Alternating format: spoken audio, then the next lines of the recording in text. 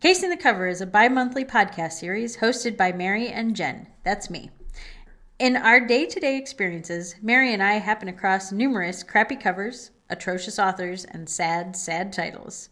We spend a healthy amount of time decoding how cover designs can be humorously contrary to the story within or used to lure readers based on demographic or current trends. Should you judge a book by the cover? Join Mary and Jen on the case to find out. Hello and welcome to another episode of Casing the Cover, the podcast where we're just waiting for aliens to invade. I am Mary, and with me from a distance, as always, is my co-host Jen. Hi, Jen. Hello, Mary. I am far away, but not so far away. Not so but far it seems away. like a million miles. I actually get to see you now. We've actually seen each other in person. Yes. Every now and again, we get to see each other in person. I feel like we're kind of ships in the night, though, because we see each other, but only for a minute. Well, I've been working a lot of weird shifts. They've at our library. We are not open. We are doing curbside service, which is not uncommon, I don't think. It's something that a lot of places are doing now, but you and I are in kind of different departments, and I've been pretty much just doing curbside service for weeks. So I would like to say that I sort of love this situation right now. I know somebody's gonna hate me so much, but it's so pretty in the library right now. Everything is organized and clean, and I did inventory. Yeah, there it is. I was like, she's gonna tell everyone she's inventorying the library. I'm inventorying the library. It is my greatest joy. I can't even express how amazing that is. This is how much of a nerd I am. I could inventory the library for the rest of my life. So, Jen, this might surprise you, but I haven't been reading anything new.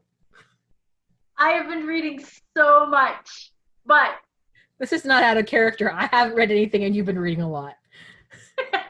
See, nothing's changed. No. Everything's the same. I was gonna, but then, I still worked all of quarantine, and then my husband was in the hospital for a week. He's fine, but I didn't feel like reading. You're like, he's fine. He doesn't have COVID. It was other things, but yeah, so I haven't been reading, but I'm gonna talk about a book that I have read. It was just a while ago. So, Jen, I have notes. I want to give you kind of, I want to do something different and kind of do a two-part kind of a thing. I want to talk about an author / book that I really enjoyed, but his backstory is kind of convoluted. And so I'm going to try to hit on as much of or as little as it as I can without taking 3 hours to do so. And then he's got a book coming out, which I'm eagerly anticipating. It'll probably be the first book I read all year. And it should be coming out around the time that this episode goes out. And I kind of want to make a prediction for it. Prediction. A little bit of a prediction, a little bit. So I want to talk about Hank Green and to a degree John Green. They are, I have known them for a very long time as the Vlog Brothers. Have you ever heard of these people? I've never heard of these people. Have you never even gone on a rant about them yet? I think Maybe. You may have talked a little bit about them, but I don't know. We talk about so many things. So I don't know how much time you spend on YouTube. YouTube is my primary source of entertainment. I spend my entire day on YouTube some days. It's bad. But John and Hank Green are brothers who have been on YouTube since 2007. They have a channel. Their main channel is called The Vlog Brothers. And this started kind of as, I'm going to give you a little history of The Vlog Brothers for all you interested parties. They started as a project. It was a way for them to communicate better because they live in two different parts of the country. So John lives in Indiana and Hank lives in Montana. I think at the time they might have lived in different states, but they haven't lived together in the same state since they've been adults. And so they had challenged each other to have an entire year of communication where they did no written communications. They weren't allowed to text. They weren't allowed to send emails. And so they decided to start a video YouTube channel where they basically sent videos to each other by posting them on their YouTube channel. They did this every weekday for a year. and they gained enough of a following that they've just continued their YouTube channel. They've done similar things. They've changed it a bit as they've gone, but the premise is still that they're making videos kind of for each other, but also kind of for their audience. They now have 3 million subscribers. They're one of the biggest, well, not the biggest channel on YouTube, but they, I think, have had the most impact on YouTube over a long period of time. Wow, I have never heard of this. So yeah, there's more. So in addition to the Vlogbrothers channel, which is their main channel, as I said, 3 million subscribers, over 800 million views on their channel. They've been doing this for 13 years. No, 13 years, is that right? Yeah, 13 years. In that time, they do not monetize their Vlogbrothers channel, so there's no ads on their Vlogbrothers channel. They make 4-minute long videos, even though the way that stuff works on YouTube, they want you to make 10 to 12-minute videos because that's what gets the best stuff for advertisers. So they're still following a format that started 20 years ago on YouTube. Like they're still kind of old school. But since YouTube, they have other channels. So they have SciShow. You ever seen a SciShow video? No. They're mini science lessons. So Hank's thing is he's the science guy. And John's has always kind of been that he's, you know, the artist kind of. He's a writer. We'll get there. They also have Crash Course. Crash Course is also mini lessons, but it's usually history, language arts. You've seen Crash Course. I see the look on your face. I have heard of Crash Course. Crash Course. I like Crash Course. Okay, yeah. So that's them. They created that. They have their own record label called DFTBA Records. DFTBA stands for Don't Forget to Be Awesome, which is their sign-off and has been for years. They have a podcast called Dear Hank and John, where they answer questions and then give you news about Mars, which is Hank's thing, and AFC Wimbledon, which is a football team in England that their fandom pays for. Their fandom sponsors this. It became a thing because John's really into English football. So their fandom supports this football team. The question. Yes. Is it football or football? It's football with your feet. English football, not American football. Oh, okay, soccer. Yes, soccer. They've had other channels too. Have you ever heard of the Lizzie Bennett Diaries? No. That doesn't seem like that. That's a thing up my alley. So it's a modern recreation of Pride and Prejudice. I recognize the name. As a video, it's as a vlog, and Hank created this. And probably Hank's biggest claim to fame is that he started VidCon. Oh, okay. It is the video maker convention. They've also started a podcast convention, but it's not as big. But yeah, Hank created VidCon and then sold it to YouTube. Okay then. Yeah, so they have a very illustrious career. Yeah, that's a lot. That's just their internet stuff. Meanwhile, John has been an author the whole time and has written a lot of books. Again, you'll probably recognize some of them, including this one. You recognize this one? You see it? Oh, yes. That's a movie. Yes, it's also a movie. It's the Sad Teenagers Die book. It's The Fault in Our Stars is his best-known book, which most people who know who these people are will know this, but I want to give you some context. And Hank actually just wrote 2 books, which are the books that I'm mostly going to talk about. Yes, so, that I am looking at on my screen right You're now. looking at your screen. You can see them. So I wrote it down. Where did I write it down? In 2000, I think in 2018. Yes. September of 2018, Hank released his first book, which is called An Absolutely Remarkable Thing. And you can see the cover, but I'm going to talk about it a little bit if I can get my picture up. Here it is. So An Absolutely Remarkable Thing. The cover is this kind of monochromatic blue cover. It's a light blue, and then overlaid on it are these tiny little imprint tiles of little darker blue men. Yes, it's people. But they're really blocky. They look almost like old school robots. Yes. And then splashed across it in yellow type, very bold, is An Absolutely Remarkable Thing, a novel by Hank Green. It's super painful to look at. I just want to say that. Jen doesn't like it. I don't like it. It's moving. It's doing this thing. Okay, I don't know how far back spiral notebook art goes, but when I was in school, there were these spiral notebooks that had this sort of pattern on them. And I swear to you, they moved. Shift? Yeah. It kind of does look like one of those like shifting posters, doesn't it? Yeah, I don't like it.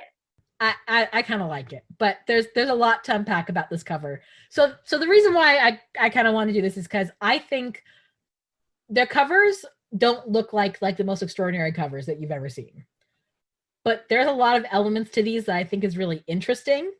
And also the books are really good, so I want to talk about the books a little bit, but I'm not going to spoil because I want people to read this. I really, really, really love this book. Okay. I'll read you the summary first of the first book of An Absolutely Remarkable Thing, okay? Okay. The Carls just appeared. Roaming through New York City at 3 a.m., 23-year-old April May stumbles across a gigantic sculpture. Delighted by its appearance and craftsmanship, like a 10-foot-tall transformer wearing a suit of samurai armor, April and her best friend Andy make a video with it, which Andy uploads to YouTube. The next day, April wakes up to a viral video and a new life.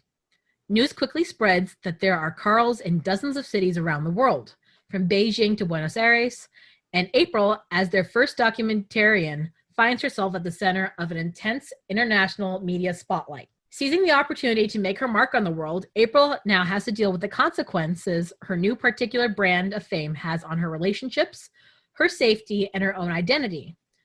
And all eyes are on April to figure out not only what the Carls are, but what they want from us. And then the rest of it's a review of the book. So, I want to read this. it's really good. You should read it. They're really good. So basically, the reason why I really like these books, I keep saying books. I've only read the first one. The second one's not out yet. I'm waiting. I've read all of John Green's books. I've read them all. I've been a fan of theirs, like I said, for like 10, 15 years. I like John's books, but John's books are all YA, and a lot of them are sad YA, which I can only read so much of. The Fault in Our Stars is not the only one. The Fault in Our Stars is about teenagers with cancer. His most recent book, Turtles All the Way Down, is about a teenager with OCD. Will Grayson is kind of cute, but it's kind of about like the struggles of coming out and all that. And he's also wrote it with another author. Looking for Alaska, spoiler alert, one of the characters dies in a car accident halfway through the book. And Paper Towns is about like a narcissist. So they're kind of hard reads. They're awful. My favorite one is Paper Towns because it has some more fun elements to it. Okay, so I'm just gonna sidetrack so much because I'm a fangirl of their stuff in general. But the main character in Paper Towns is kind of chasing his next door neighbor who he's been in love with his whole life. And there's all these like, she's just been all around the world and she disappears and he thinks that she's left clues for him to find her. And it kind of turns out that no, she didn't. She kind of left a clue for him to find this other thing, but she didn't really expect him to come after her. So there's like a road trip and it's kind of fun, but I'm ultimately girl he's in love with is kind of a narcissist. Also very stalker-ish. Yeah, a little bit. Well, you have to read the book. You'd have to read it in context. It's a good book. It is very cute because she does leave stuff for him. They spend, right before she disappears, she comes to his house. They spend kind of an evening hanging out together, and the next day he finds something like for him and thinks that he's supposed to go further than than she intended, basically. But so John Green's books are kind of a lot to read a lot of times. They're very emotionally gripping. And Turtles All the Way Down came out in, I think, October of 2017. I was number 3 on the hold list for it at our library. And then something happened at our library that delayed it coming to me. So it took me so long to get Turtles All the Way Down that I kind of lost interest by the time I got it. And by the time I got it, it and An Absolutely Remarkable Thing kind of came, like I read them back to back by the time I got around to Turtles. And as much as I like John Green, like I was blown away by An Absolutely Remarkable Thing. Okay, is Hank, so he's the science one? Yes. Oh. So An Absolutely Remarkable Thing is Hank's debut novel. It's his first book. I like it for a lot of reasons. I'm not going to try to spoil too much about it because I really think people should read it. It talks a lot about the world we live in right now. So basically the main character, she finds this object that she thinks is an art piece, turns out to be an alien. And the alien kind of presents the world with like these clues. And she's like one of the first people to start kind of unraveling them. But it kind of turns into this like celebrity aspect a little bit. And because Hank has come from that world of being an online celebrity, it's very honest about how it is to be an online celebrity and how it can kind of ruin your life a little bit. And there's also this very large thing in the book about people politicizing things that shouldn't be political and that are just, you know, for the greater good of the world to figure out. Yeah. Yeah, it's a little telling. And he even like recently came out with like a video talking about it and kind of being like, I didn't, you know, plan for my book to come out at this kind of a world we're in right now, but it's going to happen. And I'll link, if I remember, I'll link some videos of him talking about this book. But so the Carls are these alien statue robots that show up all over the world and that people all over the world interact with, trying to kind of solve this greater mystery of the Carls, right? Why are they called Carls? Because she's like, they're like out, the first night she encounters them, they're just kind of out, her and her friend. I think she like got off really late from work. She might be drunk. I don't quite remember. And she sees it and she's like, oh, this is my boyfriend, Carl. She just comes up with it. But because her video goes viral, people start calling them Carls. It's, you know, meme culture. It's right. Yeah. Right. And so that's just what they're called. They're called the Carls, but they're this otherworldly alien element. And so, yeah, I think you should read it. That's all I'm going to really talk about in terms of like the plot of the book. Because A, I don't remember a lot of it. And B, I don't want to spoil what I do remember because it's a good book and you should read it. But coming back to it, I want you to notice, look at your picture of the cover of An Absolutely Remarkable Thing. Do you notice that only one Carl has his eyes open? I don't see any Carls with their eyes open. Which cover are you looking at? Are you looking at the one with the big Carl or the one with all the little Carls? The one with the big Carl is paperback. We're not talking about that. The little Carls. Maybe it's because it's too small. Right under the G. Oh, yes. Okay. It's because it's too small. Okay. I am not gonna, I don't know that this pertains to anything particular in the book, but I want you to compare it to, do you have the cover open for the next book? Yes. And there are a lot more eyes. A lot more eyes are open. I think that means something. I think so too. So, okay. Beautifully Foolish Endeavor is the one that's coming out. It has a very similar cover, but it's like red and orange instead of blue. And instead of the Carls, it's faces patterned across it. Yes. Again, this cover is painful to look at. I don't think I would pick up these books because of the covers. Well, they would ruin it for you? They would ruin it for me. I would not touch these because, one, they look like 70s psychedelics. They kind of do, don't they? They make me uncomfortable. Also, I can't read the letters on the second one because it hurts my eyes. They kind of blend in, yeah. It really did take reading the text, A Beautifully Foolish Endeavor, to get what it said, because I didn't get what it said. So you don't like the cover designs. I don't mind them. I don't like the covers. I can also see how they would kind of fade into the background for you. Like if you're looking for a book based solely on, I want a book that looks like I want to read it, these would not jump out to you. No. They also wouldn't jump out as science fiction. I don't know if we categorize them as science fiction, like at our library. I think they're just in fiction, but they're definitely sci-fi. Well, they're teen, right? No. John writes teen. These are not teen. Oh. These are not teen. Okay. These are adult fiction. All right. Okay. Now I like them a little more now. When I thought they were teen. Oh yeah, they're not teen novels at all. No. I can't see a teen picking this up.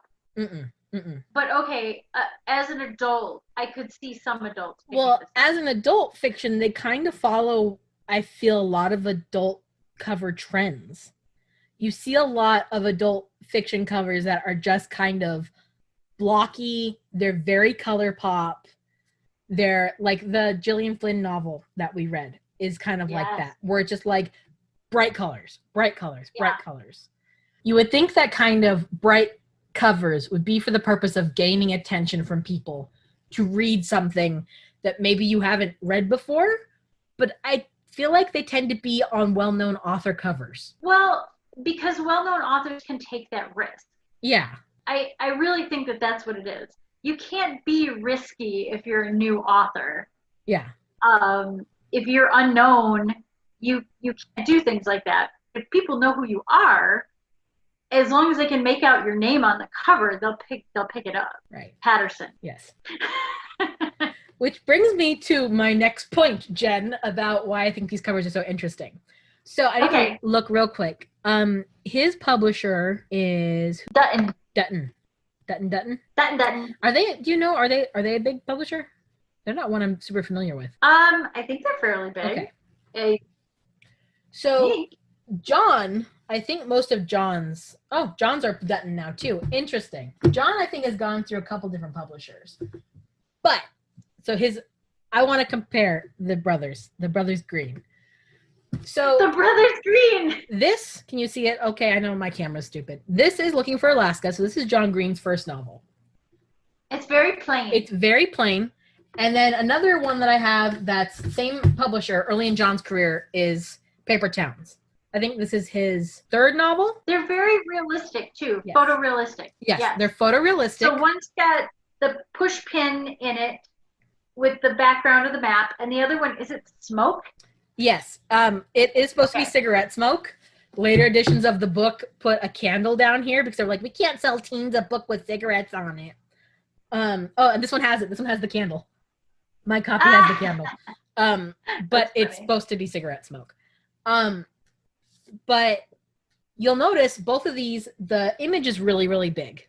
So Looking for Alaska, it's a big black cover with the big smoke in the middle. The title and the author's name are both really small on the cover. Oh, yeah. This is John's debut novel. This is John Green's first novel. But his name is not on there. It's on there. Like, I mean, it's hard to see. But because his name is in dark blue and the cover is black. Yeah.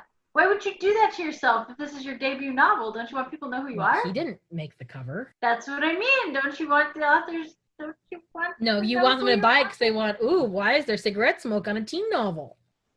Oh, okay, yeah. And same with Paper Towns. Paper Towns, John Green's a little bit bigger because by this point he'd written Looking for Alaska, which got him some notoriety.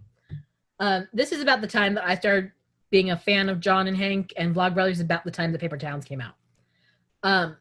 Which again, you kind of see that even though his name is a little bit bigger, his name and the title of the book are both really small, and you're looking at this giant push pin on the cover in a map.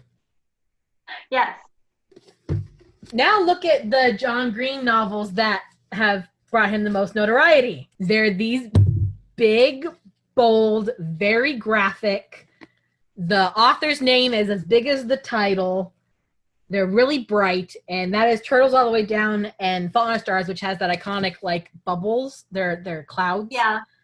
And Turtles All the Way Down has a big spiral on it, big orange spiral. They're very abstract. Yes. Now, take into consideration when looking at Hank's book, it's a debut novel, but his name is just as big as the cover of the book is. It's an abstract, really bright, bold cover art. It doesn't have a big object on it. His name is the thing that is selling the book, and it's a debut novel. Because his brother's name is what's selling the book. Yes and no. But it's also because he had notoriety outside of being an author. Yeah. They're publishing, and don't get me wrong, it's a great book. And I think it could have maybe gotten published on its own, but maybe not because it doesn't follow any current book trends. Right. I don't think that if he weren't Hank Green and his brother wasn't, best-selling author John Green, that he would have had a cover that resembles not debut novels, but Patterson and, John Green. Yeah. And I mean, they are the same publisher, which could have a lot to do with it as well. I don't know if or how much input. I think they talk a little bit about their cover artists and things like that in their videos. They might have some input on their cover art because they sell books. And this was a bestseller. This was a big bestseller. Really? Yes. Because again, they have a fan base of 3 million people. Yeah. Yeah. So I feel like I'm not giving Hank Green any grief. I think it's a really, really great book. But the publishers know exactly what they're doing. Yeah, well, and you know what? Good author or not good author, I think this kind of goes the same in any field. If you've gotten in with a relative or a name, ride it. Yeah. There's no reason not to. The entertainment-based industries are so cutthroat. If you've gotten in that's a sure thing, use it. Nobody is going to fault that. Yeah. Like, it's, you've got a good marketable talent, market it the best way you know how. Mhm. I would not consider this him at fault in any way. This is a good choice. And I mean, I like, there's things about it I like that you see that one Carl with the eyes open. I think that's interesting. I like things about this, but I also feel in a lot of ways like they tried to make it look like a John Green cover. Yeah. They tried to make it look like it's Fault in Our Stars a little bit. To be fair, they also made Turtles All the Way Down look like it was Fault in Our Stars, to go, look, this is the same author, because we made a lot of money off the last one. Well, yeah, but we've talked about that before in other covers, is that when you look at a book, you're like, oh, I know that's a Patterson. Yeah. I know that that's this romance series. I know, you recognize it right away, and it makes you pick it up because it's the next one. So yeah, it's fine. That's how that works. Like, but that's pretty cool though, with the eyes opening. And like, honestly, like, I wonder if they didn't have the notoriety that they do, if they didn't have this fan base outside of writing, and honestly, like, John's books have probably been, again, he's a good writer. He is. But I don't think as many of his books would have sold if he didn't have the online following. Yeah. Because he was able to advertise the crap out of Fault in Our Stars on his YouTube channel. And as a result, he kind of became the trendsetter for all the sad teen books. Because all of those came after John Green hit it big with Fault in Our Stars. And, you know, he wasn't trying to set a trend. He wrote it from a very heartfelt place. He had a young friend, a fan who died of cancer. He was the chaplain in a hospital, a children's hospital. Like, he wrote it from a place that he was familiar with, and it set off this trend of, let's do 5 Feet Apart. Let's do this other sad teenager dies in a coma movie. Let's do, that became the teen trend. And I feel like Hank's book is a little too cerebral to set a trend in some ways. Like, I don't think it really has mass appeal. I think it's for a certain kind of audience. And it's the kind of audience that watches their videos. Huh? Now I really want to read it. I honestly think you would really like it. I think it's kind of, it kind of deals with this kind of mystical and also social aspect, which is kind of interesting. I really like how he kind of ties in this feeling of being a media sensation, of going viral, of your life being turned over by suddenly the internet knows who you are, and all the good and bad parts of that, because my God, can you come crashing down when you are a YouTube celebrity.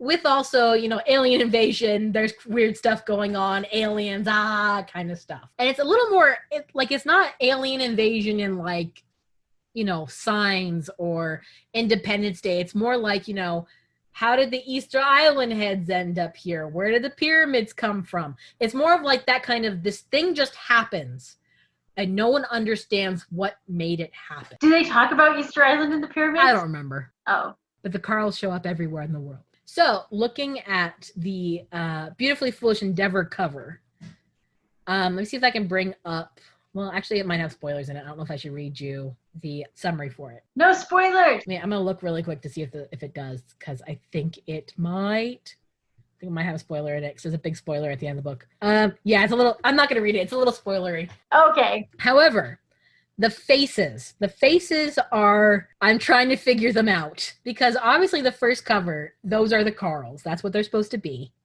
They are these alien creatures. And I think the one with his eyes open is supposed to be like her singular connection with it, sort of. It's supposed to be like representative of that, because there is her Carl that she feels connected with. It's that one that she encounters first. Right. Whereas the fact that this new cover has multiple eyeballs open, and you'll notice like there isn't a pattern to it. No. It's not like every other eye is open. It's not part of the cover. It's not part of the pattern. It's just randomly there's like 1, 2, 3, 4, 5, 6. There's like 8 eyes that are open on this cover. It could just be, let's make it look like the first cover. It could be that. It totally could be that. Okay, just from what you've told me, though, I have a feeling this is the people connecting with the Carl. That's kind of what I think maybe it is, too. Like, there's this other, it's this set, because, again, I don't want to spoil it, but they're in the book, because these Carls are all over the world, there ends up becoming an online community of people who are obsessed with figuring out the Carls. And so I wonder if this is like, we're going to tell more stories of these people. It does kind of, I'm not going to read it because I don't want to spoil the spoilers, but it kind of, the summary of this book hints towards more people kind of taking a step forward in the story, and other people that April knows kind of taking more of a front seat to the action. So it could just be there's more people involved. It could be that like there's more awakenings. It could be that these are the aliens themselves and not just like their emissaries. It could mean something else. And it's driving me a little crazy because I kind of want to know what it means. Well, that's the whole point. That's why they did that. And you have to wait till apparently July 7th. July 7th is when it comes out, yes. And hopefully I get it. I'm like, again, number 3 on the holds list. But, you know, COVID. So we'll see if this one gets to me on time. Oh my gosh, that would be so funny if, like, that's how this works, is when this book comes out, like, some terrible thing is going to happen and Mary has to be not on the hold list. Mary, get off the hold list. I don't know. I might end up buying it. We'll see. Like I said, I really enjoyed the first one. I don't own a copy of it because I stopped buying books when I started working in a library. Yeah, right? I kind of did too. Yeah. I buy my friends' books because I have friends who are authors and I buy their books. I just stopped. I ran out of room for books. I collect Funko Pops, so I don't have any shelves left for books. Apparently, I'm going to start collecting ukuleles. Oh, but, you know. Ukulele collection. Now you can write us a theme song, Jen. I will. I will play us a theme song. I don't think it's a good plan for me to write music. I have no basis for music theory. Nothing.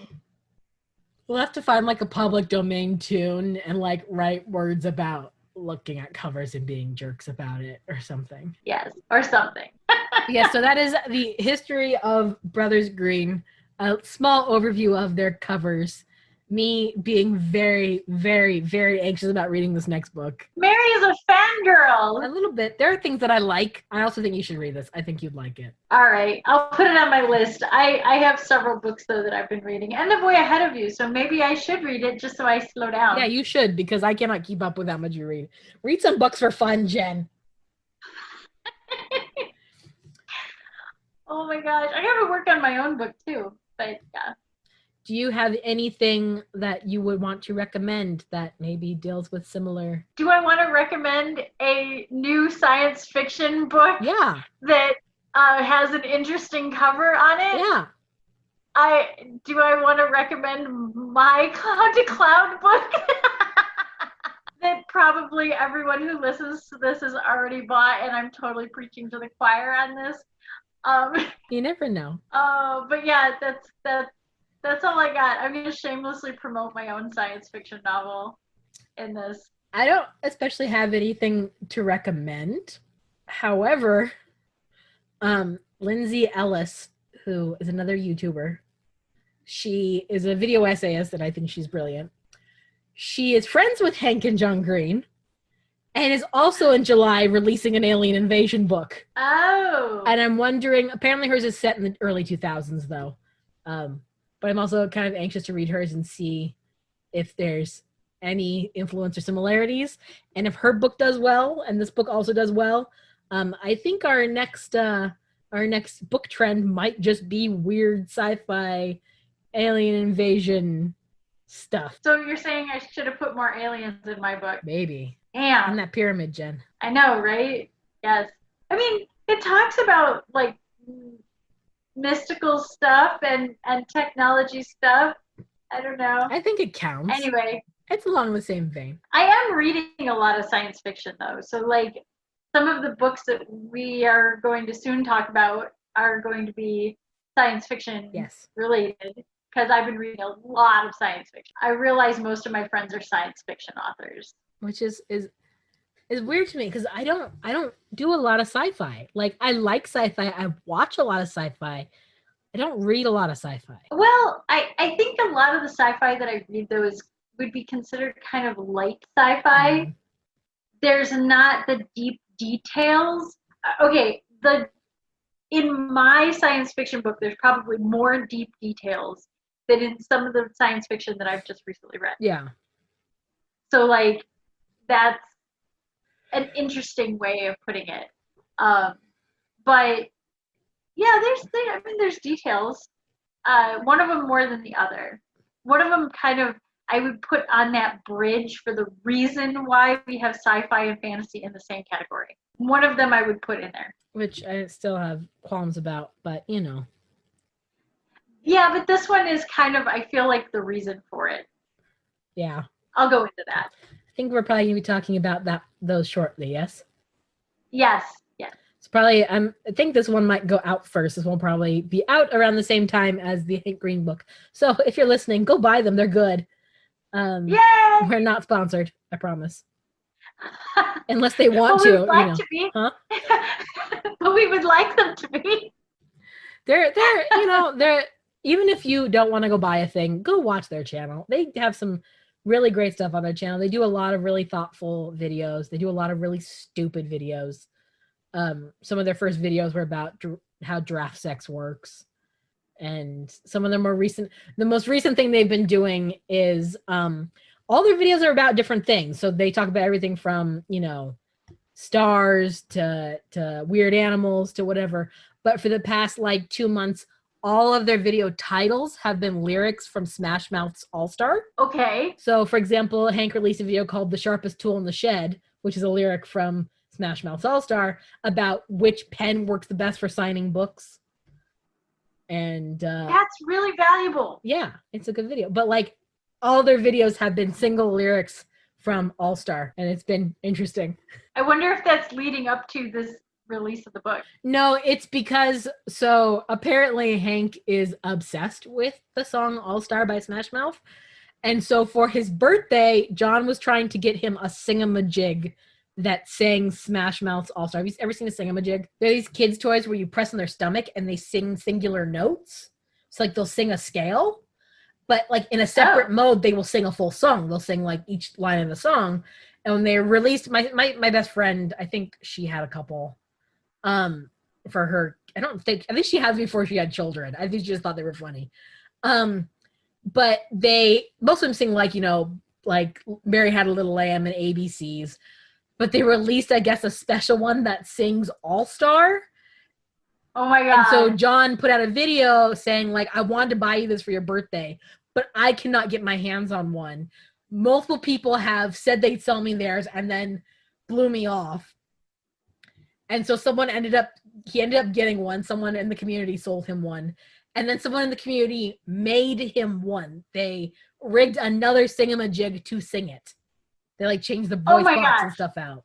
So a lot of interesting stuff happens on their channel. It does. It really does. That's cool. Yeah. So that's part one of my obsession with the Vlogbrothers. We might return eventually. I like it. Okay. This is good. It's fun to have you geek out on something. Yeah, and actually acknowledge that I've read a book. Yes, you read a book. I read a whole book. It was 6 months ago, but a year ago. It was a year ago. Oh my God. Oh my gosh. Yeah. Okay, but that still counts. Yeah, it counts. Totally counts. Alrighty. Shall we sign off for now, Miss Jen? Yes, we can sign off for now. All right. Goodbye. And return to our separate caves. It's not a cave. It's a craft room, and it's beautiful. And mine is my science fiction cinema room. Yes. So this is totally appropriate to be talking science fiction in. Yes. Actually, I should say it's Max's science fiction room because it's like his man cave. It's his man cave. Okay. All right. Yes. Goodbye. Signing off. Goodbye, people. Go buy some books. Thank you so much for cracking another case with Mary and Jen. To learn more about Casing the Cover, follow us on Facebook and Twitter at Casing the Cover. To contact us or suggest a book, email casingthecovernpod@gmail.com. New episodes of Casing the Cover release the second and fourth Tuesday on YouTube, Apple Podcasts, Spotify, and Stitcher.